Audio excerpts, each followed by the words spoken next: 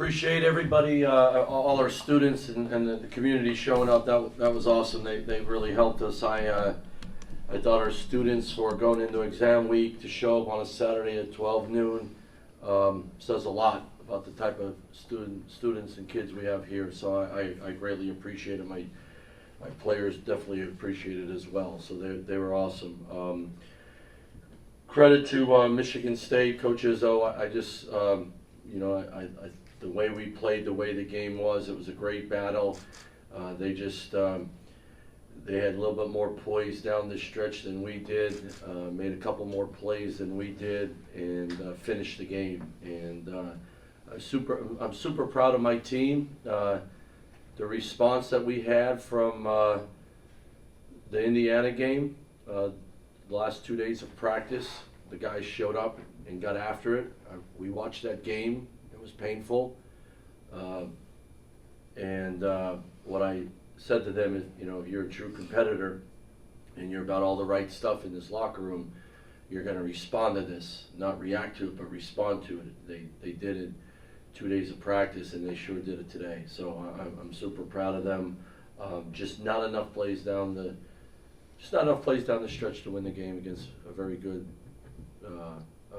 team. And proud of the way we played. I'm proud of our effort. We raised the standard with this team, with this game, but not good enough to win the game. Mike, you mentioned the preparation aspect of it, but what was the biggest difference on the court today between today and Indiana? Just tougher. There was no reactions today. If something didn't go our way, we just kept fighting. We just kept going on to the next play. There was ownership. There were, when you're young, like we all were in life, whatever it may be, you think you know it all until you don't know it. And that was, we tried to prepare our guys to our Big Ten road game, but until the curtains are pulled back and you're on stage, you realize, and that's what happened the other day. And so I just think our guys were more physical, were tougher, mentally tougher, didn't allow in-game adversity to affect the next play. That's a huge step for us.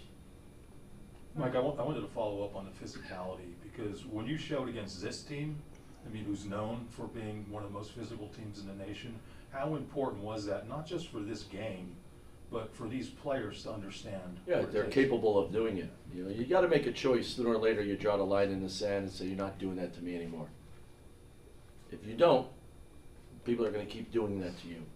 So sooner or later, as an athlete, as a competitor, you say, and it doesn't matter what year you are, what's your experience, you're not doing that to me anymore. Today, I thought we drew the line in the sand, and against a very physical, and you're exactly right, that's what they're known for. So, like I said, it raised our standard and our bar. Now can we bottle this up and keep it? And that's the key. Daniel, then Max.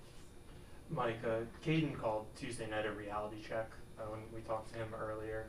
How did you see these guys handle that mental aspect of it? Like you talk about the curtain getting pulled back and them, not necessarily being. Yeah, I mean, he's right. It's a reality check. I had this conversation with my son Chase the other day.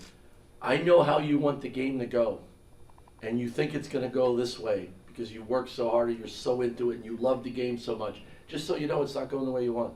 It never does. It's competition. Are you capable of responding mentally and physically to it? The other day, reality check, we weren't. Man, it's going to take a lot more than we thought. It might not go our way. But do we have enough resolve, and do we have enough understanding of what it's going to take? I thought our guys did a pretty good job. Just not good enough to win the game.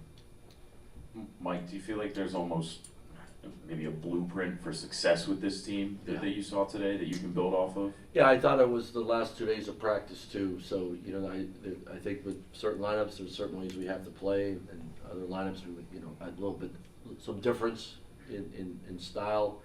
But it doesn't matter. You gotta get back on defense, sit down, and you gotta guard. All my teams, you can turn people over in half court just as much as you can in half court, but you gotta sit down and guard. I mean, we turned Michigan State over 17 times today. I don't think we pressed one time till the end, and We had in front of our mind, we're going to sit down and get team stops. We did it for most of the game, but not enough. Caleb and then Nate. And Mike, back here at the camera. Hey. Out rebounded you guys 40-27, I believe. Was there any thought to go with Tabor or Sasha alongside Yvonne? I'm just curious on the lineup there. No, I thought Tibor gave us good minutes. I thought Josh did a really good job. A little bit undersized, but the first half we only gave up 2 defensive rebounds, or two offensive rebounds, excuse me. In the second half, but no, it's something we got to look at. Maybe going big. I don't know if you guys know this, but yesterday in the middle of practice, Yvonne sprained his ankle and was on crutches walking out of the gym. He was here last night with Justin Polmar, trainer. They did a great job with him. He was in here this morning at 6 a.m. and the dude played 30 minutes. So I think we battled. Yeah, I mean, I don't think our guards rebounded well enough today. I think that had a lot to do with it. When you're play against a 3-out, 2-in, and those guys, double post, that guy is cleaning out. We got to get guards to come down and rebound down, as we call it. That has to help us with these numbers. Nate. How do you handle Frey after this? Just given kind of his assertiveness, making plays and scoring, obviously, but also kind of a tough stretch. Yeah. Finish. Well, you put your arm around him, you love him, and it's why you play, man, right? Why you play, and let's use this experience to be better next time. So, you got to learn from everything, Nate.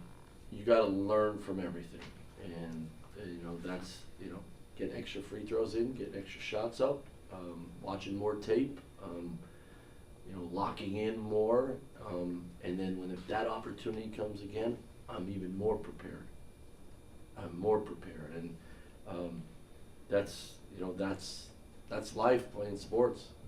Some guys want the ball, some guys don't. And sometimes you're gonna go, sometimes you're not, right? I mean, so that's the responsibility. It's shared responsibility, though. It's just not on one guy. It's on all of us, starting with me. And you help guys through it. You learn from it. I thought down this stretch, not even upset that, look, we want to make all our free throws late. That was an open 3 that he made earlier in the game. But we lost shooters late in the game when we came out of the timeout. And that to me is like, we got to emphasize that. I always say if you can get stops late in the game, you can win anything. And we just didn't do it against a good team. That's next. Last 2 in the back first. Coach Izzo was very complimentary of the team and spoke about your depth specifically, and it was interesting by I think the 14:30 mark, 9 guys had already gotten in for your squad. A lot of times, especially in conference play, you see the rosters and the minutes almost tightening it up, and it seems like you're almost going in an opposite direction. Is that something you consider a feature about this team? Or And I always, I've all my teams, I've always want to play a lot of guys. I think it's awesome for morale. I think there's a level of just how hard and intense you could play. Without you're not saving yourself. We're not good enough to save ourselves right now. So we're gonna play a lot of guys. Like, all right, Eli came off the bench, and I thought he gave us this was his best game of his career. But how hard he played, I was so proud of him that way, and how aggressive he was. Thought Sasha gave us good minutes, without a doubt. Mason Blackwood has probably had the best 2 weeks of anybody in our program in practice of improving, and he's only a freshman. He's going to get better. So yeah, I think the Army mentality is, as I like to call it. Everybody being a part of it. Guys on the bench knowing, man, coach has put me in with the game still on the line. I can impact this team and impact winning. I just think that's something we've always done, and it allows our young guys to be able to get good minutes, get quality minutes, to get better and better. So you get better when you play. Hey Coach, good job today. Thanks. First, Coach Izzo gave you really, really high praise. I mean, he really thinks highly of you. I just want to first say that. Second of all, just the way you guys battled back after the Providence loss, and then after the Indiana loss, it has to be so encouraging, the resiliency and the thick skin that your team has going forward.